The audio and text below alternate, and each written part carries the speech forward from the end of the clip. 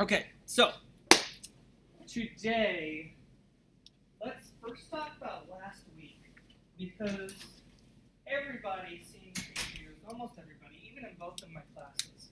And I promise you, you all had the tools, you all had the knowledge, you all had the understanding to have made it work. I'm going to show one from the other class that kind of got it. And I'm going to zoom out a little bit. And what this person did was they chose an image that they might want to do for their front cover, which kind of simulates the first page of their story, which simulates, I don't know, if you look through any of these magazines, let's see, not all of them have a big, like, first page photo, but here's something about creative collaboration. Now, their first page has a big photo and text, but I'm saying your first page will have a big photo, right? And that's a way for you to showcase your photoshopping, which we'll get into today. And your second page, all I want is actually, they did this like they have the title, like Unforgettable Life of Buttons.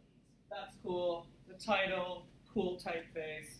I don't want anything else because really the point of this is to get you doing some cool things in InDesign and some cool things in Photoshop to prepare you for photoshopping and laying out documents for your 2,000, 3,000, 4,000 other courses as you get further on.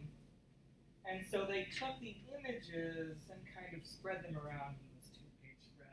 Now the only thing I think the export function here didn't do is export these as facing pages, and that's just because they didn't, and that's fine. The only other thing I would have wanted to have seen, which it was just a class period, so you guys didn't have that much time, was to take the text.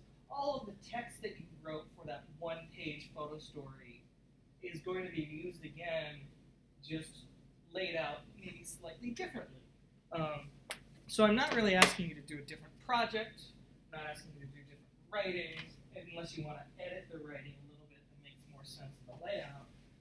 The other one I do want to show is this one, because what I was hoping to see was looking at any of these designs. I don't really want you to do your own design. Let's say you could if you wanted to. But I'm expecting that you're going to be looking through any of these magazines that are all over campus. And let's see, the one that, like, this design probably came from this page, right? You see these. So for the first part of today, I'm actually going to show us how we can edit these using the tool that I've tried to tell you not to use, and it's that white arrow in InDesign. And so that's what we're going to do right now. But this is essentially what I wanted to see in the two pages, is just reconfiguring the images, maybe playing around with the text paragraph styles that we looked at, and maybe playing around with what kind of design are you actually going to copy and how will you add blocks of color. Okay, so what I want us to do right now is, whoops, not that. This is what we will do in a moment. Go ahead and open from that zip folder, Hackney Layout Class 05.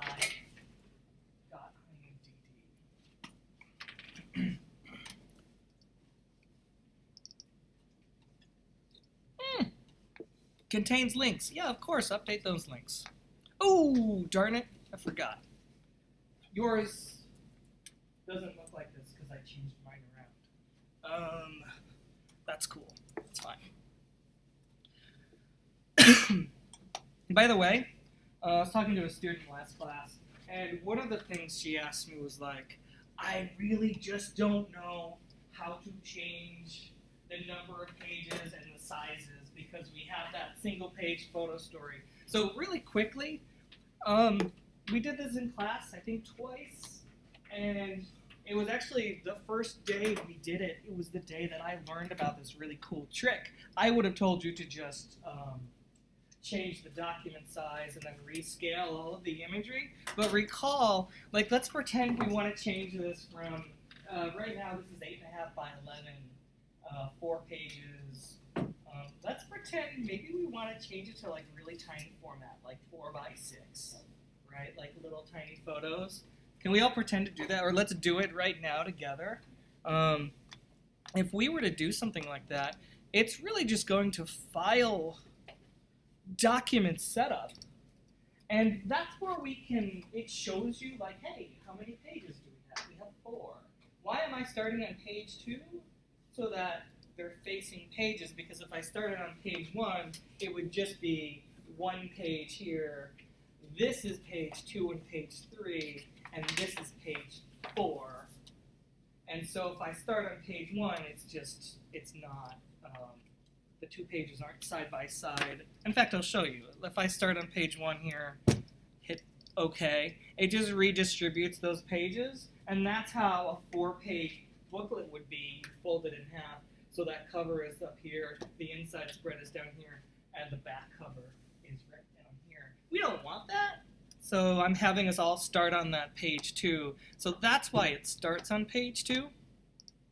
And let's pretend we want 6 pages. We could say 6 pages. And facing pages is important so that we can see that middle, that spread, those pages together to see how it's going to look when we're actually reading the document. But here's the fun part. We could have changed this to like 4 by 6, but we're not going to, because if we did that, we would have to scale all of our text and all of our images down manually. Uh-oh. Cancel that. So I'm going to go back again. Document setup. I'll just say 6. What we're going to do instead is use this Adjust Layout.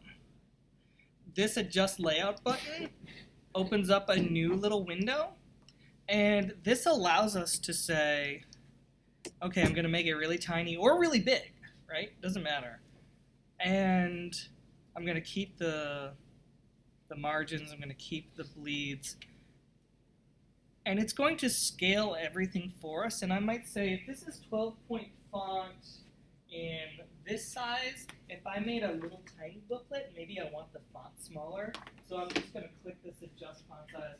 You wouldn't do it from your photo story to the magazine. In fact, so maybe I won't. I'll uncheck that. But I'll just show you, if we do this under Adjust Layout and say OK, it scales all of the images down to this 4 by 6 inch. You might not notice the page difference because it's zooming it out in your screen. So if you're always like, this looks the same to you, but it's actually not. It's 4 inches instead of 8.5 inches wide. It's actually twice as small. Does that make sense? I'm going to go backwards and say, hey, I don't want that anymore. I could hit Command-Z, but I'm just going to show you how easy it is to adjust that document, Adjust Layout, set that back to 8.5 by 11. There. Oops, and of course I want to start on page 2. So just go back to Document Setup, start that on page 2, say OK. And now those are facing pages the way I want. We're going to have our poster or our first page here, the image on page 1 here, title here, and then our photo story is going to be these 2 pages. So let's go ahead and mimic this, this stuff right here. What shape is this? What shape is this blue shape? What? What shape is it? Oh, shape. It was a rectangle. No, but let's say this is all one object. What shape is this? What shape should it be if it's one shape?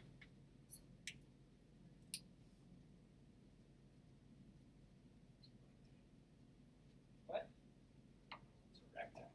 It's not, because it has this part here. What shape is it? Rectangle with a triangle.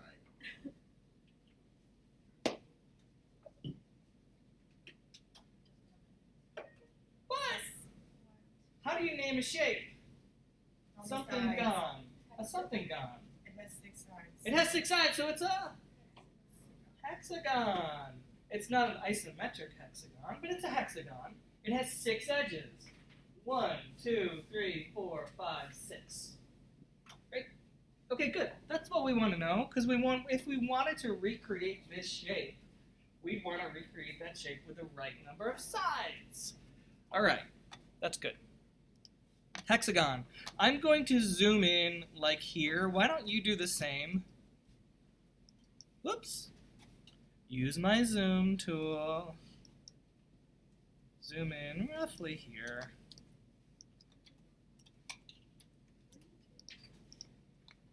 I'm going to zoom in about this much.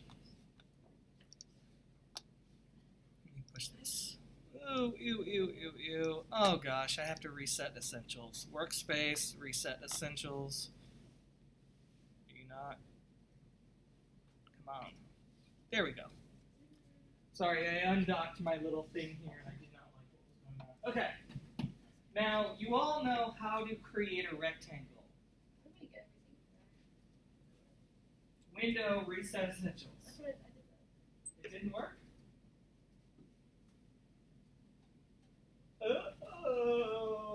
Oh, X? No? Command X? No. Oh, gosh. Okay, let's, Essentials Classic. Where did your toolbar go? Tools, it's there. Workspace, Essentials. Oh my gosh. Can you close this and reopen it? Like, just close InDesign. Oh gosh. And I hope that works. So, just like Photoshop, any tool in Adobe that has multiple tools behind it has a little white triangle. And what we're essentially going to be doing is using a variant of the rectangle tool. A rectangle is a polygon, right? 4 sides. So we're going to use, on the rectangle tool, hold down your left mouse button over it and choose polygon.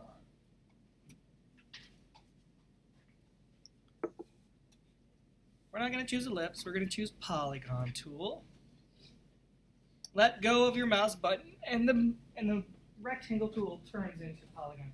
I don't know why nothing is visible. Now, there is expert mode on a lot of software that allows you to get rid of all of your windows, and it relies on hotkeys. I just don't know in InDesign how to toggle in and out of expert mode, and I think that might have been the reason. All right, so I've got, you should see a hexagon, but it can be any sided tool, any sided polygon. The way we're going to do this is just left click in here in a space. And when you left click with the polygon tool enabled, ew, 0 width. Well, that's interesting. That's really interesting. I'm going to just say, what does yours say? Mine wasn't 0 last time. I'm going to say, oh, it is? Okay, I'm going to say 2 inches. I don't know. And I'm going to set that to 6 sides, because it's a hexagon. That's what I want. And no star inset. If you want to make a star, it's like the number of... we're not going to get into stars. But you can play around with that on your own. I'm going to say OK. When you do that, hey, look. I've got a hexagon. You can go anywhere from 3 sides up to probably... I don't know. I don't know what the limit is. So, don't click again. If you clicked again, you'd make another hexagon. Click. We're going to go with the direct selection tool now. Today's the day we're going to look at the white arrow. We've all been wanting to use that darn white arrow. So many students use that white arrow and screw up their pictures. For the hexagon, it had me like draw it, so I don't know if it's the 2. Well, you didn't, because you just didn't left click. Oh, okay, did it? No, I did. You I did? put the size You in left it. clicked and dragged, didn't you? You can left click and drag. That's fine. But Don't you want So to the reason why I just left clicked is because I didn't know that it was 6-sided, and if you just left click, you can change that to like 10 sides and it'll create a 10-sided polygon, and then the next time you draw a polygon, it'll use the previous number of sides that you chose. But what's So like the 2" by 2". whatever, it doesn't matter how big it is. Oh, okay. Don't worry about it. If you created a hexagon, that's good. Now I'm using my black arrow tool, which is the selection tool. Okay. Click off of it. Don't select anything. Oh, you know what? I am going to select it because I want to give it a color. I hate a hollow shape. You don't have to hate a hollow shape. I do. I don't have my swatches in here, but I have only access to those terrible ugly swatches. So if I go to Window, Color, Swatches, I'm going to just give myself a red fill with 0 stroke, people. Give yourself no stroke at all. There. And if you don't have swatches, go to Windows, Color, Swatches, there. Now click off of it. If you toggle W, you can see how beautiful that hexagon looks. Yay. Okay. Now we're going to use the white arrow, which they call it direct selection. Here's the difference. The black arrow selects the whole. The white arrow selects the parts. So with this white arrow selected, hover over. Notice when you hover over, I'm not even clicking yet, you should notice all of these little vertices are white. If you click, just click once, you'll notice they're still white. When you select one, it'll turn blue. And so what I'm going to do is select one of the bottom ones. And I'm going to do this one at a time for you. You might want to do it one at a time. If you left click and drag any of those, I'm going to set mine so that it snaps to be directly below that vertex above it. See, now that's 90 degrees. I want you to feel how InDesign allows you to snap these verts in place in like 90 degrees tangentially. Now, if you actually, just to let you know, if you use your selection tool and select it, and then click on your white selection tool, or the direct selection tool, every single vert or vertex is selected. I just want you to notice that, because some students last class had an issue like, all of mine are blue, and that's because they started with the black arrow, selected the whole, clicked on the white arrow, and it just happens to select everything for you. In which case you have to select off of it and then select it again, and now we can start making that shape. And it's really just a matter of dragging this one here all the way down, and InDesign is going to snap it for us to keep these verts aligned right there. Okay. And then the other thing you can do is drag a marquee selection, and you can actually select multiple vertices at the same time. So if I want to make this more square, I'm going to select these bottom verts and left click and drag them down. Again, InDesign is going to help you keep them square. And let go. And now I've made that shape. It's still a hexagon. Yeah. Because you select off of it. Now select it. Now you can select each individual one. Is it a hexagon or a pentagon? Oh, I see what you did. Yeah, I just pulled them all. Oh, okay. Just want to make sure folks are able to access. So you want to use which selection tool to select the vertices. I'm going to say it like 20 times. There's 2 selection tools. Yes. Now, because you already have the black selection tool enabled, it selected all of the verts. So just select off of it, click off of it. you have access to click each individual one. When you select it, it'll turn blue. Ew, you have an unfilled one. Go into window, color, more swatches here, just so that you can fill that. Wait,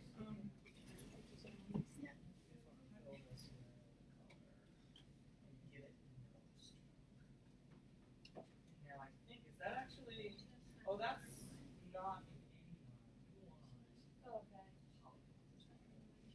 Now, if you just left it here, Oh, it'll that's give us That a is number of sides. So we can just drag it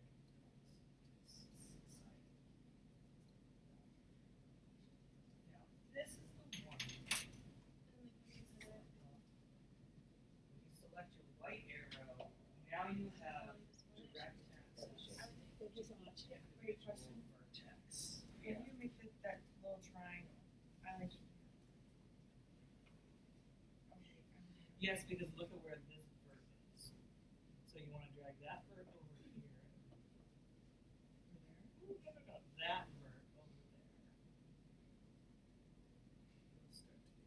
Oh, See it? Yeah. Shapes are fun.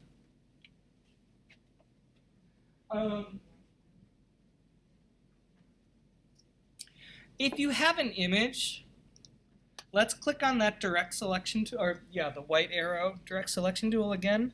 Hover over any of these images here, like notice this image of this woman and this child.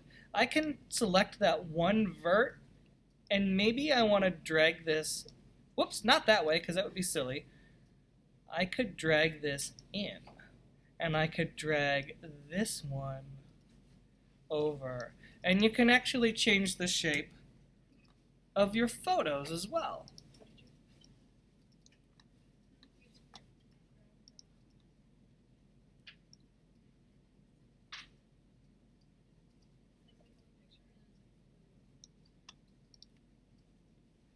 Cool.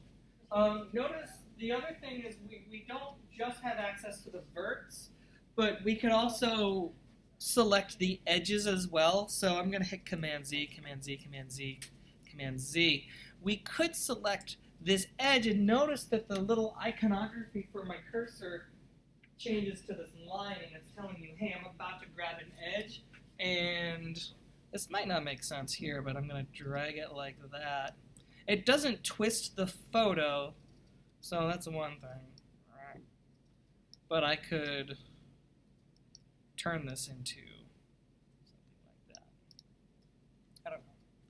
Okay, so that's kind of cool. So we have access to like make new shapes, so just squares. We can adjust the verts of an image. There's one last thing, and I'm going to want you to use this thing here, whatever shape you created, select it with your main selection tool, the black arrow. I don't know if you guys do this, but all the time when I lay out documents in InDesign, I'll hit Command D to place a new image, and it will replace an image I had selected accidentally. That's actually a feature. When you have something selected and you place an image in, it'll replace whatever you have selected with that image. So if you select this cool shape, this hexagon shape, and you actually want an image to be there instead of a color, you can hit Command D, and like maybe I want this moon pie image in there. I'm going to select that moon pie image, hit open. Now it's really huge in that shape, so that might not make that much sense. But I can do a couple things. I could click this, one of these buttons that we already used. Remember when I mentioned if you have distorted images to constrain them properly, you can click these fill or fit to frame documents. Did you see what I did? You look confused. Okay. Or we have access to just double clicking this. Double clicking it? Maybe not. Okay, well, I'm going to click this, fill frame proportionally then, and that's going to allow me to kind of position this image within that frame. So now this frame isn't just a standard square image frame, but it is just a shape frame. And you know what? I'm going to click this white button so I can have access to scaling the image now. And so now, remember, some of you were like wondering about this orange image frame. So a lot of times in the beginning when we started laying out InDesign, some of you were moving the images within the picture frame, and you noticed that if the image was much bigger than the frame, we had this brown outline. This brown outline is the outline of the image. And so it's being clipped by that shape that I just pasted it into. I can actually Command Shift this down. And you'll notice the color of the image, or the color of the shape, is still there. So in this case, we have a shape with a fill, no outline. It also happens to have an image inside of it. And where that image doesn't fill the frame, it's using the fill color of that shape. I don't know. It gives you more opportunities to kind of mimic some of the designs in this book. Yeah.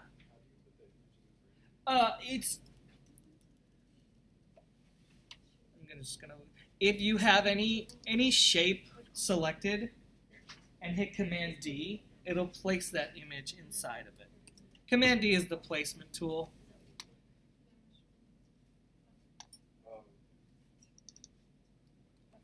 If I click here and double click here.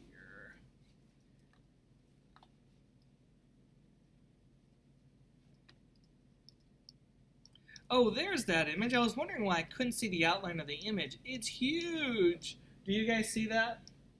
You see that orange outline all the way on the left side of my screen? I was like, I couldn't figure out why I couldn't see the outline of the image, and it's because it's just such a big image.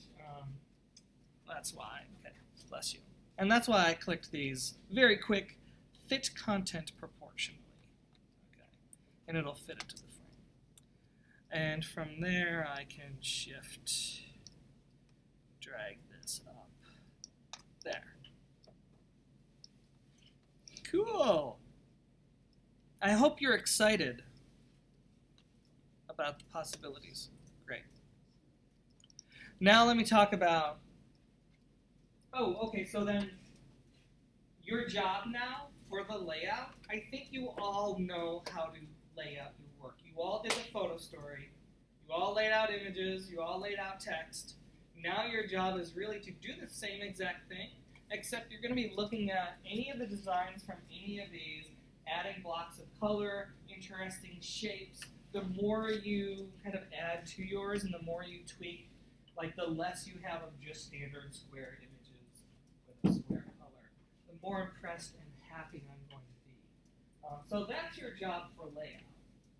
Your job for photoshopping, the first page of your story, is what we're going to get into right now. Let's go ahead and zoom out a little bit and look at your first page right here. Tap W. You remember what size each of these pages is? 8.5 by 11. And so what I want you to do, you all have an image of a happy couple, right? I think mine is slightly different, so I'm going to see if I can replace mine. Window, links.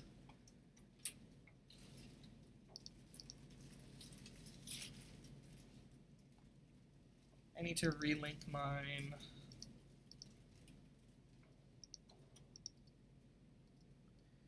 Control click.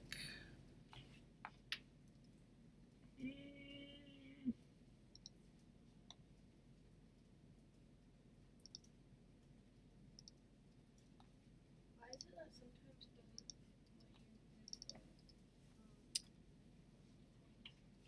Here we go. So this is what mine looks like, I think. Why does yours what? Like sometimes it just like moves the shape. What just moves the shape? The white. Because you have all of the things selected. So this is where I said this might be really annoying. I don't know how long it's going to take you to understand this. So if I select this, if I select that with the black arrow tool, and then I select it with the white arrow tool selects every single vertex. If you select every vertex of an object, you're moving the entire object. Does that make sense? So if you want to switch to just clicking one object, you have to click off of it and then select it with your white tool and select just that vertex. Okay. So this is what I want you to do. I want you to grab this photo of the happy couple and place it on page 1, because that's what we're going to do today. We're going to simulate creating our first image. We're going to make a collage of the happy couple, but you know what? I don't like the background of this happy couple. So what we're going to do is we're going to superimpose them over like the soda bottles. Okay? So how big does this image need to be if it's going to take up the entire page?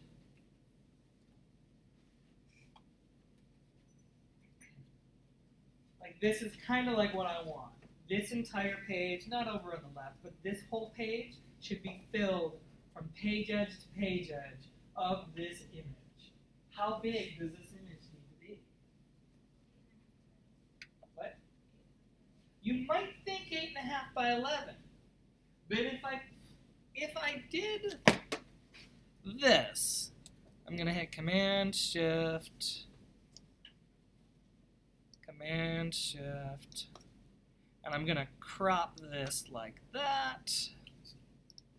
I'm gonna put the couple here. Let's just say this is it. This is 8.5 by 11 right now. Okay? And if I were to print that out,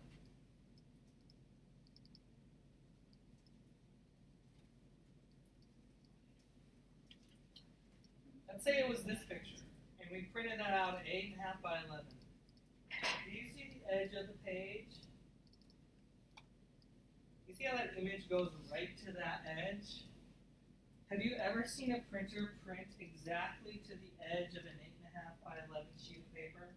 Like exactly. You can't do it, right? And let's say they did invent a printer. You see that? I just want you to see that color. It goes right to that edge, right? That's pretty. Imagine that was a white border. Wouldn't that be dumb? It would be dumb. It would be not sophisticated at all. So if I printed that out, there would be a white border. But let's say you had a magical printer that could print to the printer edge, the page edge, at exactly 8.5 by 11. Would it still work? No, because pages shift ever so slightly. So let's say you did have a printer that theoretically could print to the edge of the page. There would still be a little shift somewhere that would show the page color.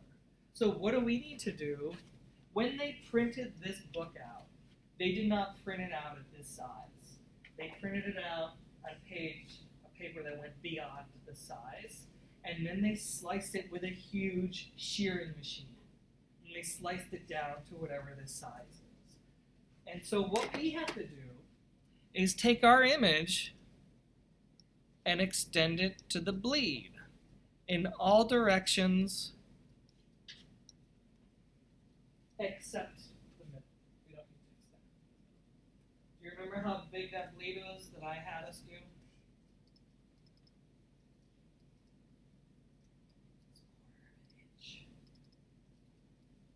Okay.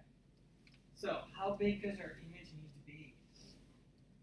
Not 8.5 by 11. Maths. You guys have to know math. Have to do it. Would it be 7.5 by 10.5? You're going the wrong way. We need it bigger. So the margin, I think if it was the margin, you're getting on the right track. But we don't want any margin. So we're actually extending this image larger than 8.5 by 11. Width-wise, it's only larger by a 1/4 inch. The extent is at the bottom 1/4 inch and the top 1/4 inch. So 8.5 becomes, yes, 8 3/4, 8.75. 11 becomes 11.25 plus 0.25, 11.5. So an 8.5 by 11 sheet of paper with a 1/4 inch bleed, that image will have to be 8.75 by 11.5. Okay. So let's go ahead and make that. Select your image here. I'm going to be selecting this image. And control click it. Because you know what? This is a Photoshop image. Control click this image. And if we choose Edit Original, Photoshop will open up with that image right there. Yeah. Well, you are dragging it, but you're dragging the image and not the frame. Ooh, don't drag that. Sorry. Yeah. So, yes. But of course, you still have the image. Click off. Ooh. Click off. Now click it. Yeah. And that's actually helpful. That's a thing that we can drag images within a frame. That circle is a really helpful tool as long as you know what you're doing. Edit Original. It should open up Photoshop. There we are. Everyone open up that image in Photoshop. Control click it. Say Edit Original. Control click it. But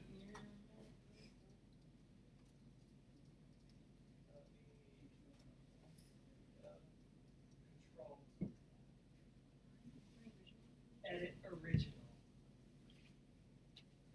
Now, if you click OK, I was going to say if yours is a JPEG, it'll open it up in preview, which will not help you.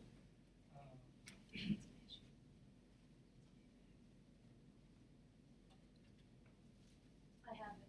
I was just looking on mine. Oh, It's no. because my image that I want is a JPEG. You can, so if yours is a JPEG, what you do is, you could do this with a Photoshop. It doesn't matter. If you say open or edit with, you can choose. Because we can open up a JPEG and edit it in many different software, right? We just happen to be using Photoshop. So it'll open up whatever image is your computer tells a JPEG to open with. All right. Now, we're going to do a couple things here. Let's see. The first thing is, this is a Photoshopped image. I want you to know that. It's got an adjustment layer on it. That adjustment layer is turning it from a very low dynamic range image into a high dynamic range image. It's got a background. This simulates like we just opened up one of our images. Okay. We have to turn this background image into a much more helpful layer, and that's by unlocking it. If you unlock this layer by clicking the little padlock, it'll turn it from background, which is a very unhelpful layer type. It'll turn it into layer 0. And it'll allow us, just click that padlock on the background. It'll unlock it, turn it to layer 0. And now we can work with it a lot more. So if you find yourself limited with this images, well, backgrounds there just cause a lot of issues with what we're about to do. Now, we've changed image sizes before. We're not going to change this image size.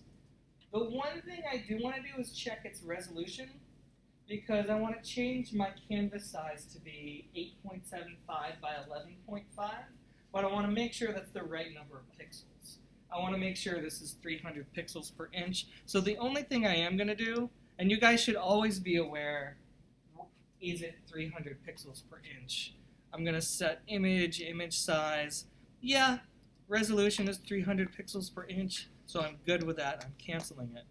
What we're going to do is something different, though. We're not going to change our image size. We're going to change our canvas size. We're going to get this document ready to be exported directly to InDesign's page layout that is 8.75 by 11.5 inches. So we're going to go to Image and Canvas Size. Now, if you do this and you didn't unlock the background layer, it's going to not be good for you, just so you know. Canvas Size. Now the canvas size is really setting up the outer limits of what you see. When you open up an image, like a photograph you took, the canvas size is the image size. But it doesn't have to be. And so that's what we're going to see right now. We're going to set the width to be the size, what is it? 8.75 inches. What is the height? Well, that's goes down. We also need to go up. 11.5. 11.5 inches. So it's 8.5 width, 11.5 height. We're going to say okay. And it's going to give us a warning because it should. Because we are now making this image, we're making the canvas size smaller than the image. So we're going to be, it's very similar to cropping. It's actually what cropping is when you choose to not delete cropped pixels. I'm going to say proceed. And look what happens. Now, if you have a block of color at the bottom or the top, who has color? Color. That means you didn't change the background to layer 0. So if that's you, hit Command Z, turn off or uncheck that the lock that's there. It'll turn it to layer 0. Then go back and do the canvas size again. That's one of the things that a background will cause you issues. Did you do it? Okay, good. Now do canvas size, image canvas size. Well, because you had a really huge image. So your photograph is a different size. That is the same size as mine. Yours is zoomed out. So just so everyone knows, Faith is seeing an image more like this, but that's just because that's the zoom factor that her Photoshop decided to show her at. She was already zoomed out, and when she made it our size, it zoomed out. Don't ever judge the size of your image by what you see here. Unless you tap the R button. Is the R button? No, not the R button. Unless you're viewing your rulers, Command R. That is how you can see what size it is. Because we can zoom in and out. So don't worry, we'll actually fix yours, Faith. Don't worry. Okay. What I want you to do now is here, click on the selection tool, top left, or selected move tool, and notice that we can still drag this image. The whole image still exists, right? It's just within this canvas or frame. Does that make sense? You can still have all of your image, no matter how much. This is just as if we've cropped it to a very specific size and said, don't you dare delete the cropped pixels. Okay. Next up, we're going to learn about smart objects. So this is just to show you the idea that a canvas size does not necessarily equal the image size, and we can have stuff expanded beyond the canvas in a Photoshop document. What we're going to do now is select both of these layers, the layer 0 and the levels. Select them both. Because there's only two, you can choose Command Shift or Command Click or Shift Click. Doesn't matter. And what we're going to do is turn this into a Photoshop document within a Photoshop document. And that's called a smart object.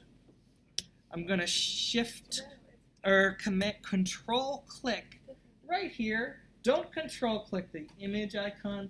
Control Click here when you've got them both selected. And there's an option up at the top, toward the top, to say Convert to a Smart Object.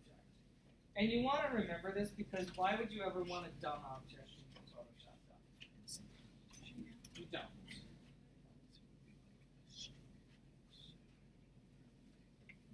When you do that, when you say Convert to Smart Object, it's going to look like one of these layers disappears. What it actually does is turns it into, again, a Photoshop document and hides it inside of your Photoshop document. So I'm going to say Convert to Smart Object. And now look at what you should notice too is there's a little icon in the bottom right corner of that layer. That tells you it's not always a smart object. There's another type of, it's an embedded object is what it is. And what we have the opportunity to do is to like travel inside of this. This is kind of like Inception. We'll be able to go, we could actually make Photoshop documents within a Photoshop document within a Photoshop document within Photoshop document. We could keep going down that rabbit hole. It would get ridiculous. Yeah. Command. Oh wait, no. I Ew. did. Command Z. Command click. Both of them. Both of the layers. There. Now control click. Convert to smart object.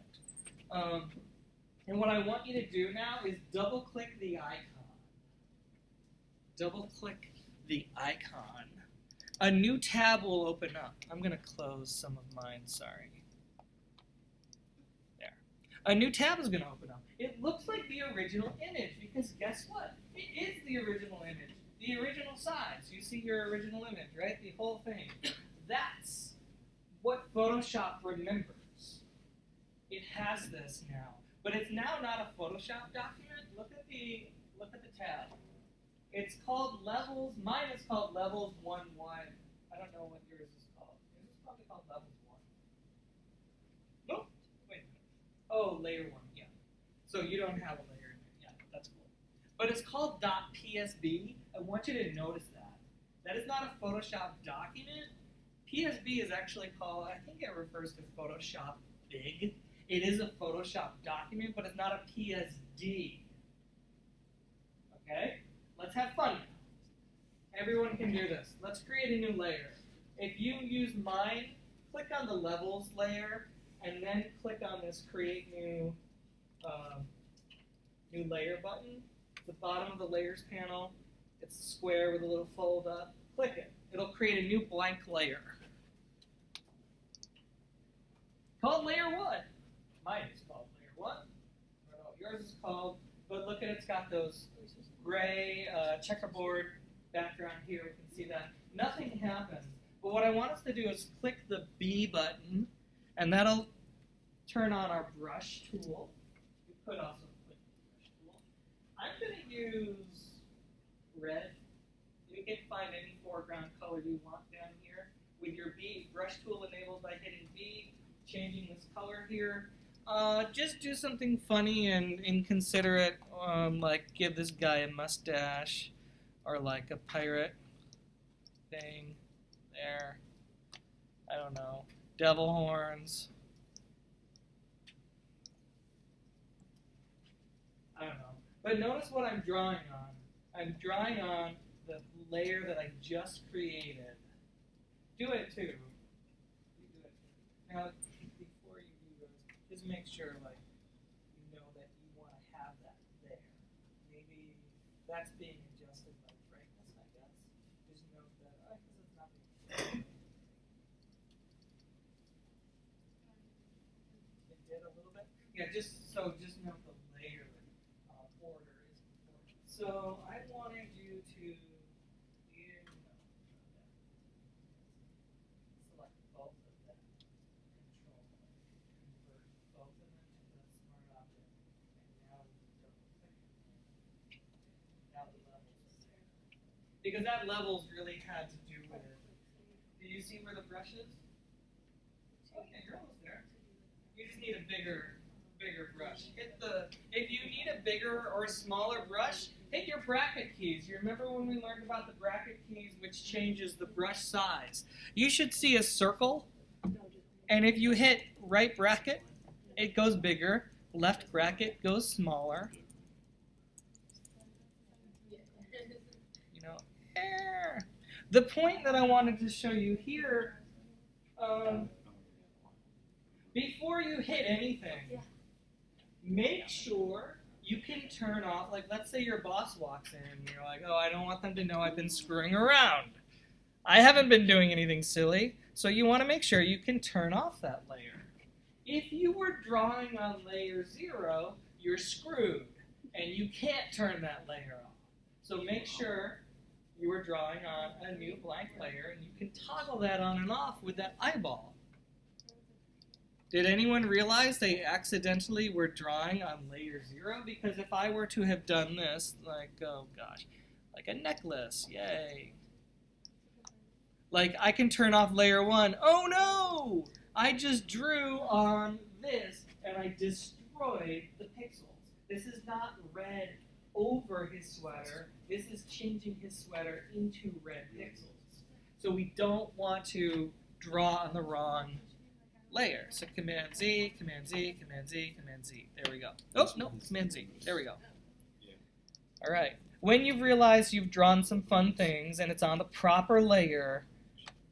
By the way, I showed my class last class the right way to do this for the first time in 6 years. I said, you know what, Peggy, we're going to do it the right way this time. And 3 or 4 people's projects got screwed up. So we're going to do it the wrong way. Just know, this is the lazy, cheap way, fast way of saving this. Whatever work you do, and I've been doing it the wrong way my whole life, and it's been fine. Last class, totally screwed up everything. We're just going to close this layer, or this tab, the PSB. It's going to ask you to save it, and you will say yes. See, Photoshop will tell you that you should hit File, Save, but that did not go well last class. So I'm going to close that, X that out, and say Save. When you do that, we are now back in our standard Photoshop document with the canvas size designed for our InDesign document, and we have devil horns and mustache and whatever you drew in your layer is there. And if I hit my selection tool, select and move tool, I can see all the stuff I did. Cool. And if you ever want that off, well, guess what? This is a smart object. It remembers. So we can double click, open that back up. Whoops, not double click there. Double click the icon. It opens that tab back up, levels.psb. We can turn that layer off, close that again, hit save, and now it's off, right? So we have constant access.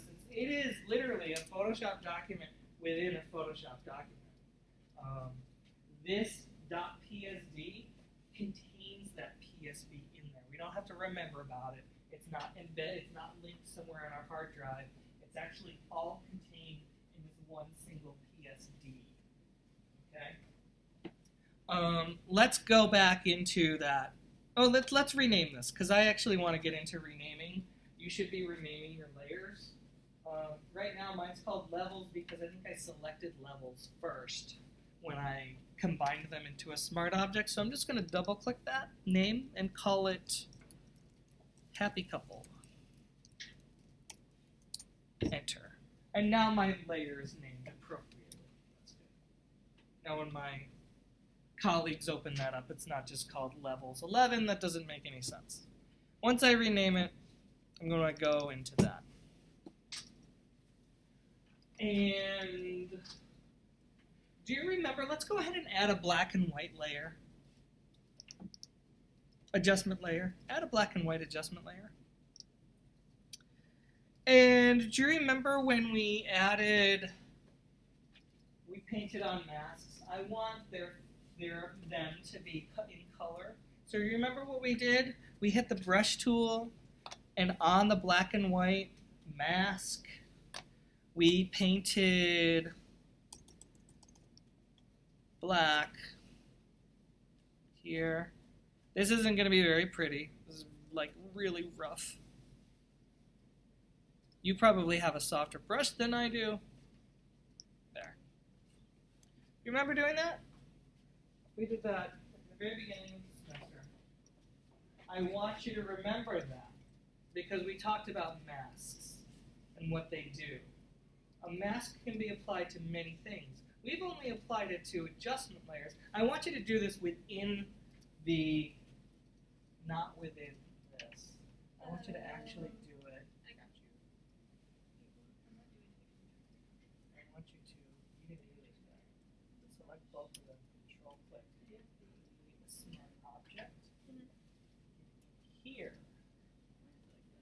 That's where I want you to add the black and white adjustment layer. And maybe you don't remember doing it yet.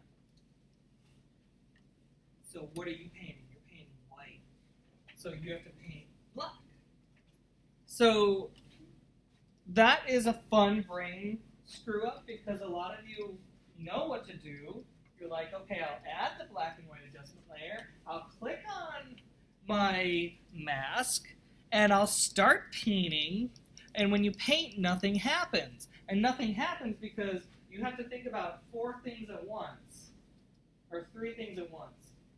The mask needs to be selected, the paintbrush needs to be enabled, and the proper color needs to be added. It's already all white. If I don't want the black and white to affect a certain part of that image, I can't paint white, I have to paint black. So those are just the 3 things there that you need to kind of understand at the same time. Yay, okay. Makes sense? If you didn't do it, that's fine. I just wanted to remind you what a mask is. Hey, guess what we're gonna do? Remember, I don't want this stupid background, because I think it's dumb. Or at least I want a better background. I want to put them in front of something cooler, like giant soda bottles. I'm gonna show you something else. Don't do what I'm about to do, okay? But watch. We can click any image layer we want, and we can add a mask. These adjustment layers came with masks automatically, and this image layer doesn't have a mask. But if I click this, don't do it. Don't do this. When I click this mask button, add layer mask, it's the white square with the black circle in it. It'll add a mask to the image layer, and I can paint black on that just like I can any other mask. And when I paint black on the mask of an image layer, whatever is black isn't seen. Whatever is white is seen.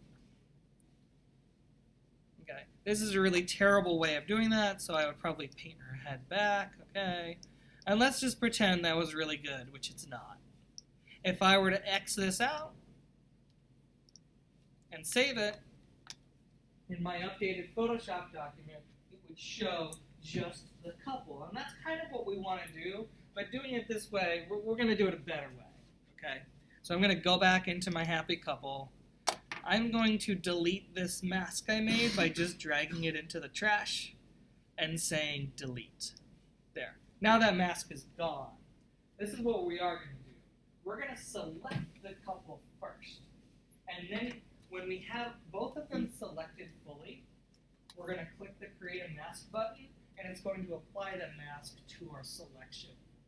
Okay? But we're going to use a really cool tool. Who here has used Magic Wand before? Raise your hand. Most people have used some sort of a Magic Wand tool. I'm going to show it right here. Magic Wand tool. It's one of the first Photoshop tools people use. You can click a place, and it's going to select all of the pixels that are like it. So sometimes it's like a background color. Sometimes, like if I want to click all of this white, I could click that Magic Wand. And it'll select pixels based on a tolerance level. Mine is set to 15 at the top. I could set it to 32 as the standard default. We're not going to use this tool, though, because it's actually not as good. It's not a great tool. It's a great tool if you have a big square of white, and that's what you need to select. You use the Magic Wand to select just the white pixels, and it'll select all of them, and that's fine. So your tool might be set to Magic Wand, the 4th one down. If it's not, that's great. If it is, hold your left mouse button down, and we want to use a tool called Quick Selection. Quick Selection. And if you have anything selected, hit Command-D to deselect anything. So, Quick Selection looks just like the brush, or at least your cursor is prepared just like the brush. And the size of the Quick Selection brush works just like the normal paintbrush. Use your brackets.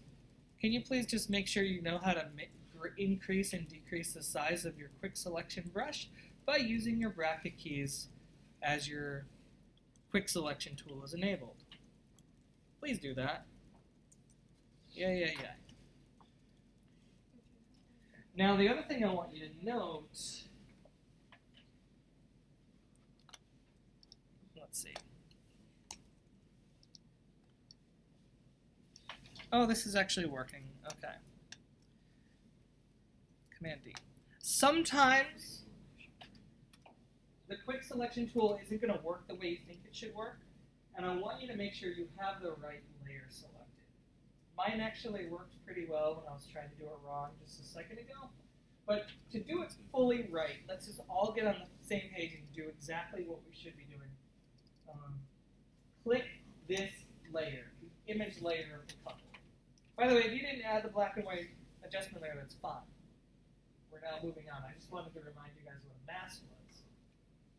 Click that layer, enable quick selection tool, get your brush ready, and I'm going to show you how quick it is.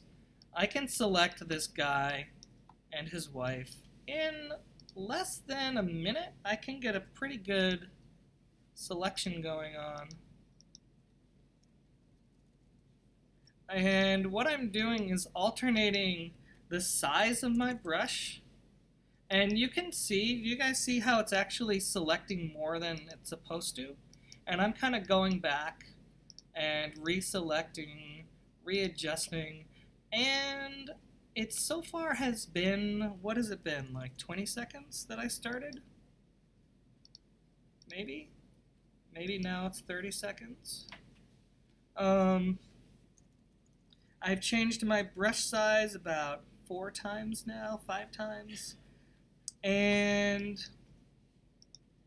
I'd say this is decent. It's not perfect. And I haven't even zoomed in yet. The last thing I do is kind of zoom around here. I'm showing you how fast it can go, and I'm showing you that why I want you to look at me doing this is because it's not going to be perfect the first time you do it, and I want you to see that I am constantly going over and reevaluating what has been selected, and I'm adding to the selection, I'm deleting from the selection, and you'll see in a second how to go about doing that. That little corner there shouldn't be there, so I'm deleting from that. It deselected a little bit too much, so I'm going back over it, and now it's probably been about 1.5 minutes. I don't expect you to be this fast. I'm still not pleased with it. I'd probably spend a lot more time on it. But just to note, what I would do next when you have your people selected, or anything, whether it's a book, whether it's a monitor, a lamp, whatever you select, we'll click this button at the end of the selection, and it's going to mask out everything you didn't select. So sometimes it's actually easier if someone's standing in front of a blank wall. Sometimes it's easier to select the blank wall and invert your selection and then click that button to create a mask. But sometimes it's easier to select the people.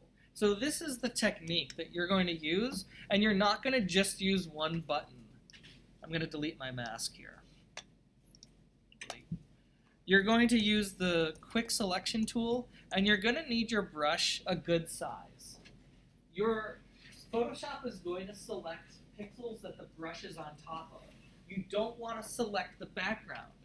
So you're not going to select like this, because that brush is now selecting the background. That doesn't make sense, Command D. You're going to put your brush over the dude's face. And I'm just going to, I left-clicked once and released. Now, some people really like holding down that left mouse button and dragging around. That's actually what a lot of the videos tell people to do. I find it much faster and easier to start out with, to just left-click and release with a fairly large brush. And notice what it did at the top. It selected right above his head. Here's the technique to deselect. Are you ready? It's holding down Alt-Option. Notice the middle, if you hold down Alt-Option, notice the middle of the brush turns to a minus sign. And I can toggle that back and forth. and I'm just going to left click there and deselect. So when your Alt Option button is down, you're deselecting. Yours is going to be hard to select her because, oh, you're also on layer 0. So if you actually try to select her, look what's happening. You're on layer 0. You actually want to be on that layer 0. Wait, layer 1, sorry. You want to be on layer 0. Now you can select stuff. Yeah, for those of you who may be having trouble, remember I stated you must have that layer selected in your layer panel. Now, here's what I was showing you. It's really a combination of left-clicking, and then when you select too much, resize your brush with your brackets, and deselect from that. And maybe you have to hold down Z. Remember to hold down Z and left-click and drag. You can zoom in, let go of your mouse button, let go of Z, and you're still in that tool mode. So you're doing like 5 things at the same time. And you're not getting annoyed because it over-selects. You just say, oh, well, let me go redo that. So Josh, you want to be inside. Oh, wait! What are all these lines? Okay. You don't want to be here. We're actually in here. So you want to select. But you actually want a bigger brush. Probably that big. And if you get rid of that, you have to hold down Option key. Hold down your Option key. Switches to deselecting. So key, left clicking, Option is deselecting. What? Oh, okay. Yeah. Must. I have a question. Yeah. Every time I like do this, it just gets, of course, it's like, Did you get rid of it? yeah, I messed You're it in up. PSD, which is fine, but I want you to be in. I want you to be in. How do you notice that? Smart up, Like, I don't know. which you don't have. I was like, click something and then I got rid of it. And then I got annoyed. Let's go ahead and hey, control click. Oh my. Oh my God. What in tarnation? That's why I didn't do it. We forgot. Like, then you have to add something else before you hit. Well, I'm looking for where your adjustment layer is.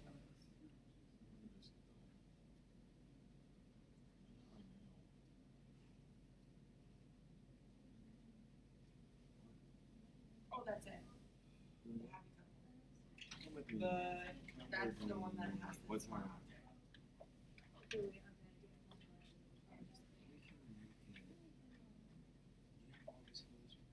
Like it was done. 60 seconds. I have a charger in my vehicle. Oh, and a here we go. with me in my vehicle. Sorry. Well, I also. Do you think I can drop it right off at the front? Your chair and between Helen. Well, now it's the way it is. I'm done. And honestly, I think that one. Oh, well now Or is it any- you're on the right. It's probably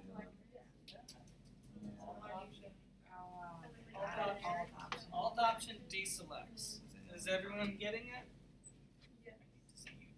Alt Option. What are you doing? Will, Nope. I'm not participating because I'm a loser. I'm sorry that you hate me. Wait, you almost. Oh, you don't have to go backwards Oh. because this is all going forwards. So the fact that you missed his head, now left click on his head. But wait, because watch, I will go back in time. Because you put your here. Your brush should not go beyond what you want to select. In fact, Photoshop is going to interpolate what you want. If it's big enough.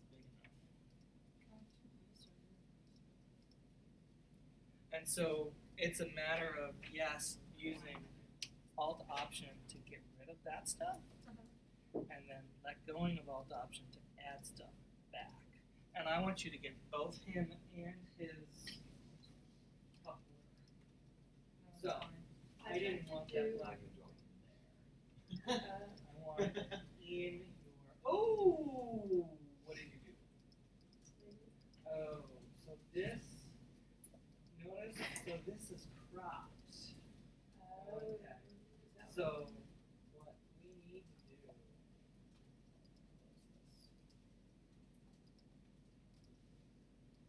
oh.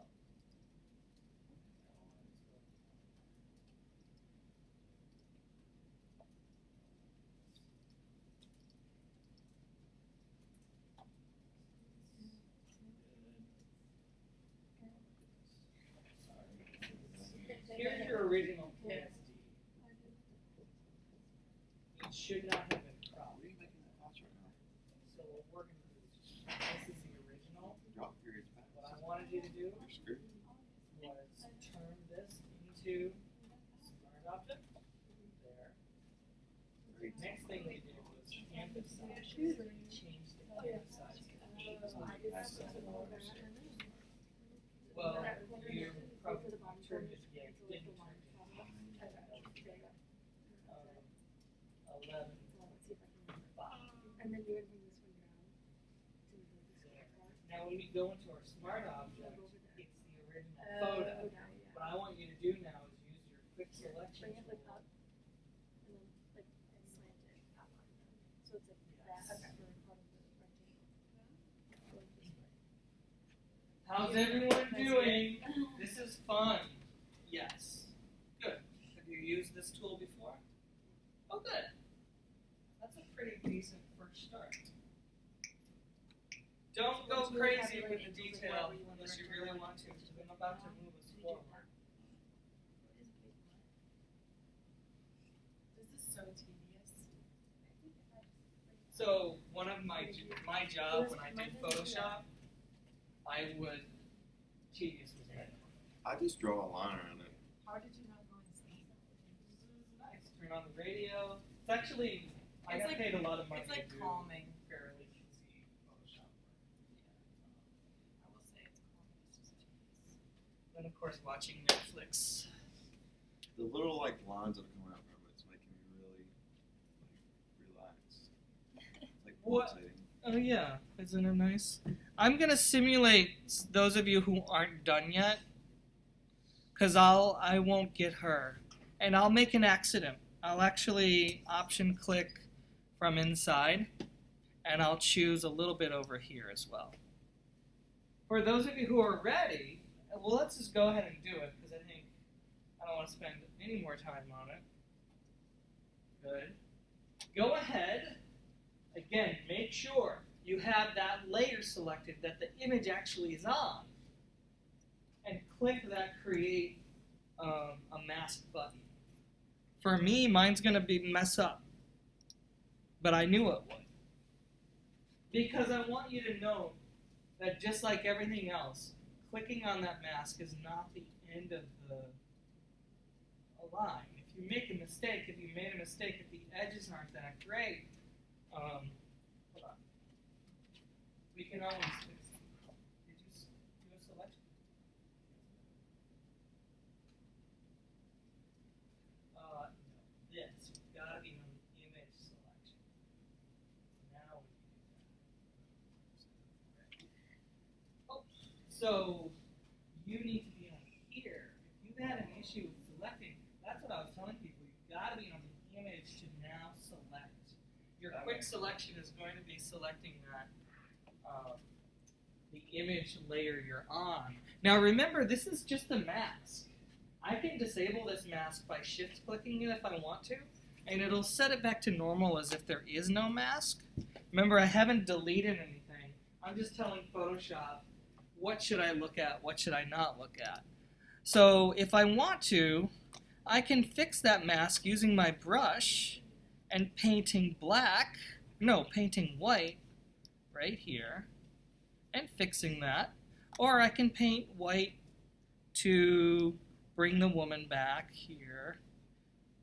Now, of course, it's a little more work because I'd have to not only bring her back, but also then,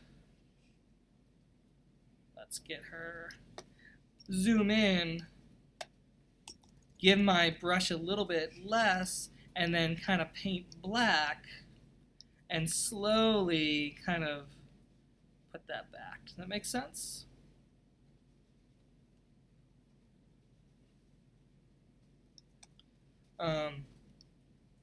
So it is, the tedious part is for a reason. This looks really good. It was tedious. Well, we had to though, because you want your images to look good. You've seen poorly cut out photoshopped images of foregrounds over backgrounds. I'm going to go ahead and just see if I can quickly, whatever, make this look a little bit better. Okay, I would totally start from scratch if I was going to do this. Let's go ahead and close this. Again, hopefully you can, and save it, and this will open up our Photoshop document. The original, the one that's the right size. Yeah, close that tab. Okay. Close that tab, save it, hit that save button. So for you, this is for Faith. Faith, with your layer, your smart object, hit Command T. Just so you know, we can shift, we can command, oh God, hold on. Command T, Command Shift, no, Shift, you can scale that down. Oh. Huh, mine's working oddly. Are you able to scale yours proportionally with your corners? Yes? I'm just talking to Faith right now because I want her to be in the same page. Okay, hold on. Command T. Oh, don't select that stuff. Command T. Did you get that?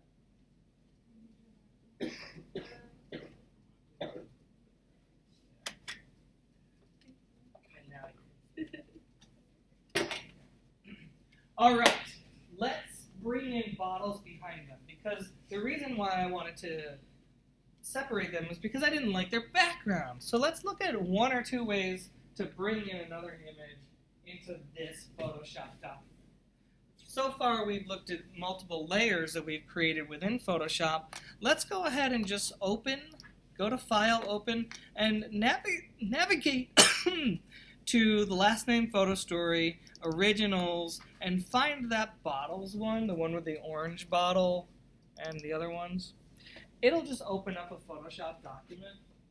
There's like 20 ways of getting multiple images into another Photoshop document.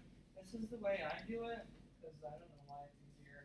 I'm going to left click and drag this layer up into the Photoshop document and then drag it down and let go. And so this is the path. Left click and drag it up into the tab that shows the happy couple, drag it down into this space here and let go. And it'll drag that layer into it. Now there's a reason I'm doing it this way instead of File, Embed.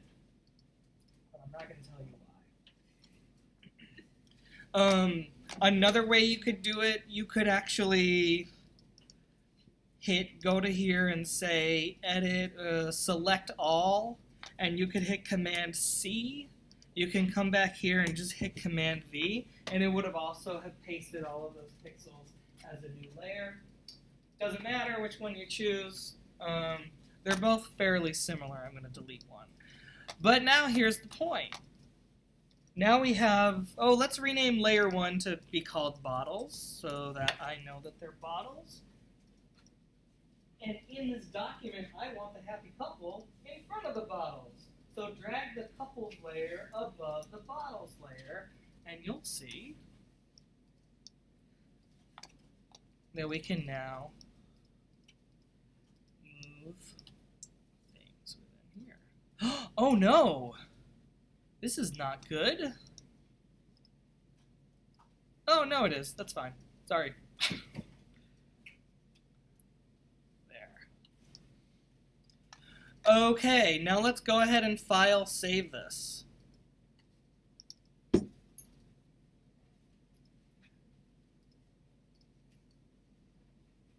Did you do it? No, I'm. Where are your bottles? I've Open done- up your bottles. That's what I'm trying. So if you downloaded that zip folder, you have bottles somewhere in your hard drive. I'm asking you to use the bottles one because I know it's big enough. Yeah. Right here. Drag from here all the way up.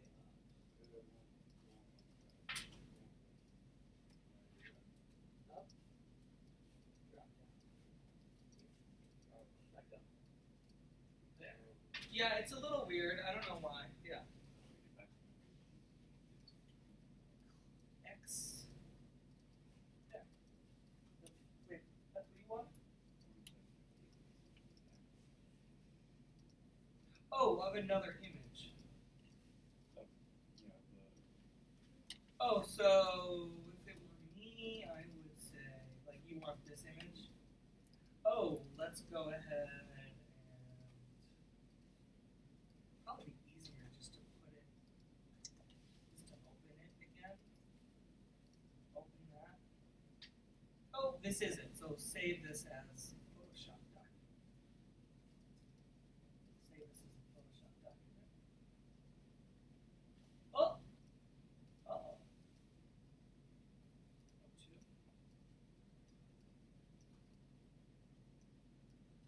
And then when you open PNG, you can drag this up here and drop it there. Is that what you want? Okay. So if you save this Photoshop document, go back to your InDesign. Now for me, I made this really big. What I want you to do is to take that Photoshop document that you had that you brought to your front page, resize the frame so that it fits the bleeds and the middle of the page, and then click. I have to click on fill frame proportionally because I made mine much bigger. So if I click on that, that is exactly 8.75 inches wide by 11.5 inches tall. How did I what? So mine was already in it. So you remember in the beginning of class, we control clicked this and said edit in Photoshop, right? So the point is, when I clicked file save here, it will automatically update.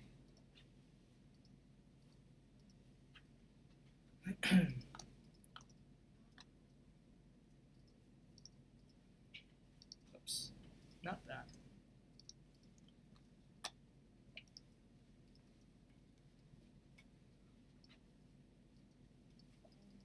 All right, let's have some more fun.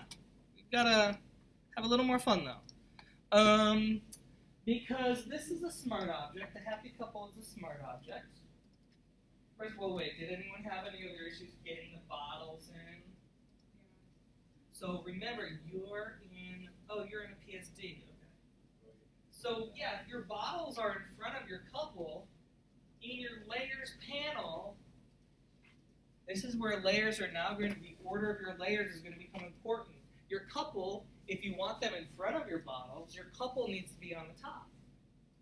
Just drag and drop. So if I have my couple behind my bottles, or below my bottles, they'll be behind the bottles. So this is almost like these are layers of paper that you cut out. Whatever you see on top is what you see. If something's on the bottom, you might not see it. How can I just save this image from this document? So it's not, what do you mean? So I can put it on my Go into your Photoshop document. InDesign. No, because the InDesign document doesn't have the images of the Okay, so I have to bottles. go save this from Blackboard. No, you downloaded it in the zip folder, right? Yeah. So you have the images of the bottles. Alright. So you just have to file, open, go to last name photo story, original images or originals, and the bottles are in there. How did you get to fill it? I'm going to save. I've already saved this. I need some of you to go into Blackboard and just download what I have right now, because some of you didn't quite spring 2019 fall undergraduate. Some of you decided not to follow along.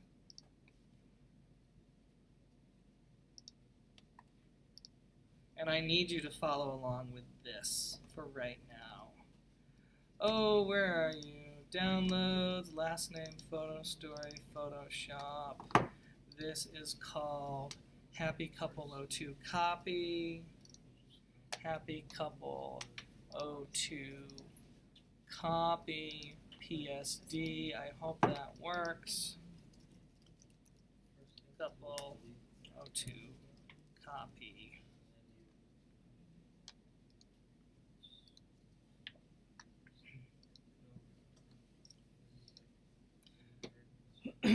So if you followed along with me and you made an image, we now have a Photoshop document with two layers. One of them is a smart object with transparency. And one of them is just an image of bottles. I want to show you one of the other great things about a smart object.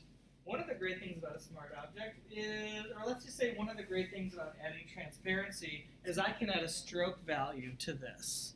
So with my happy couple, I'm going to click on this FX button at the bottom. It's called FX, which stands for effects. And I'm just going to add a stroke. I think it's fun. And this button pops up, or this window pops up. And I'm changing my stroke value to like 27. And I'm setting its position to be the outside. If you set it to be the inside, it would be pushed into the people. And if you set it to the outside, it pushes it out.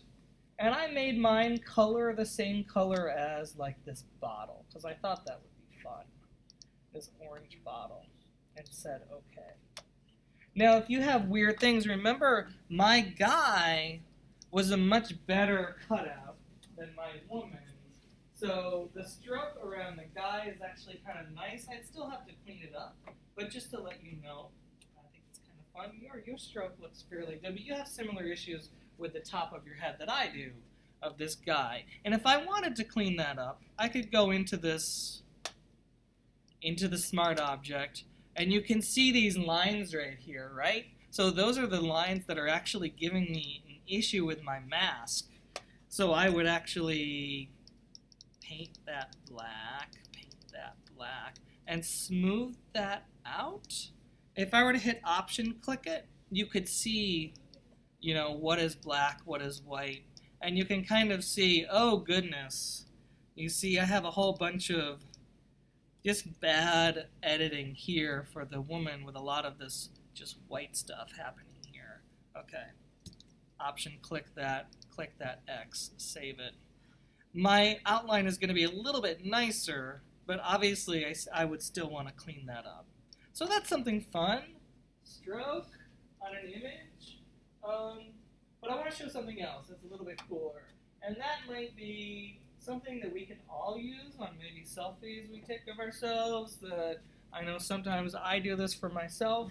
I'm going to have to make sure my colors, my foreground is black and my background color is white in order for this to work. Foreground is black, background is white. It won't work well if you don't do that. And this is using the filter gallery down here. Don't click this top filter gallery, click this one down here. Filter gallery is like one of the first things people use with Photoshop. It's fun, it's quirky. But I want to show you how it works with smart objects and why it's amazing. I'm going to click filter gallery. I am going to click this one that I'm going to have us look at. Now this is a really big image, so we need to click on this subtraction button at the bottom, which is zooming out, bottom left. These are things like, you can make things sketchy. These are just really silly. Some of them are really dumb, silly. But the one that's kind of nice to be good to your people, to be good to yourself, if you have is to add a diffuse glow. It's under distort. And it comes with graininess, but if you set graininess to 0 and glow amount, let's say clear amount, glow amount should be smaller because we don't need it to be that glowy. And clear amount, I'm setting mine to 15. It's kind of a nice way to smooth out facial features. If you're feeling vain at all, I don't know. It's a nice one. But I want to click OK. So I have 0, 4, and 15 for this, and I can say OK. And I want to point out what that does. Look at our smart object. It's so smart. It has all of these memories of things we've done. One of them is stroke. We can turn that on and off if we want to. If we don't like that stroke, we can turn that eyeball off. And we can turn the diffuse glow off if we want to. Or turn that back on if we want to. And the other thing I want to point out is, let's go ahead and add another smart gallery. So or smart filter. Let's click on that happy couple again. Again, click on this second filter gallery. And I might want to go zoom out again. Oh, why is it not? Haha, because I didn't click. What? Uh-oh. Happy couple. Filter gallery. There it is. I don't know why it wasn't showing my couple. Oh, I'm gonna do stained glass because that'll be fun.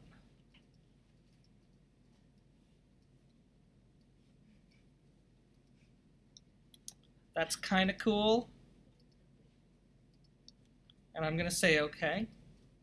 And I'm showing you this because I want to point out two things. Number one, for this filter gallery for stained glass, maybe I actually don't want it so obvious. If you click these little dials here, oh, yeah, okay. We can set the opacity of that to, well, I don't know why you're doing that. That's really weird. Let me turn off that. What do you? Oh, I'm sorry. I was doing the wrong one. Oops. This is actually the one thing I hate, is that they don't tell you which filter gallery is which filter. So the top one right now is the stained glass. And what I want to do is just make that stained glass effect less so. So I'm going to set that from 100% to like 24%. And we can see that update in real time. I don't know. Maybe you like that. And the last thing I want to point out in 1 minute is, what is this? What is this white box? What do you think it is? What? What have all white boxes been so far in Photoshop? Masks! So it's possible we only want this to happen for their faces, and we could actually select this smart filter mask and paint black for everything but their faces, which looks a little weird. I don't know if we'd want to do that, but I want to point out how many uses of masks there are. The fact that we can use masks to mask out part of an image layer. We can use masks to mask out adjustment layers. We can use masks to mask out parts of image filters. And if we were to apply those filter gallery filters to this image of bottles, they would not, and we'll look at this, we'll finish looking at this next week, we wouldn't have access to turn them on and off again because this is a dumb object, and dumb objects don't retain the ability to have the filters turned on and off again. Okay? So that's why when you start creating your first page photo, you're going to turn your objects into smart objects. So you can move them around, you can make them as Photoshop documents within Photoshop documents, and so that if you apply any sort of filters to them, you can toggle them on and off again. So that's your job for the rest of the week, and for all of next week before next class, you should be working on your first page Photoshop document and working on your layout. And it used to be the blog post that was due, it's going to be due I think the Friday, next Friday night. It used to be a meme, but I had to change that because I felt like in past years people would have a lot of fun with a meme, and then they'd say, well, now what do I do for my project? So this year I'm saying, sorry, we're not going to get to making memes in class, but all of this stuff we're doing, we could make memes from that. It's really just taking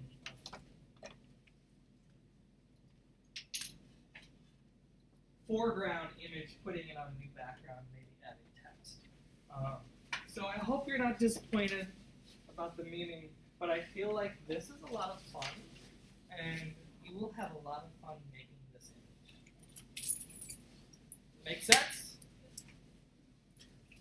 Yeah. Okay. I have a question. Sure.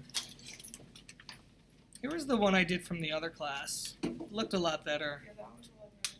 I had a lot more. I don't know. Oh, because I think I tried to filter in this class when in last class I used Marquee Selection. Got it. Okay, so like this isn't good, like Right. whatever. Unless that's what you want. But I just want to know for like when I go to do it at home, how can I get this? I think you showed it, but I was. Okay, hold on. I need to do something.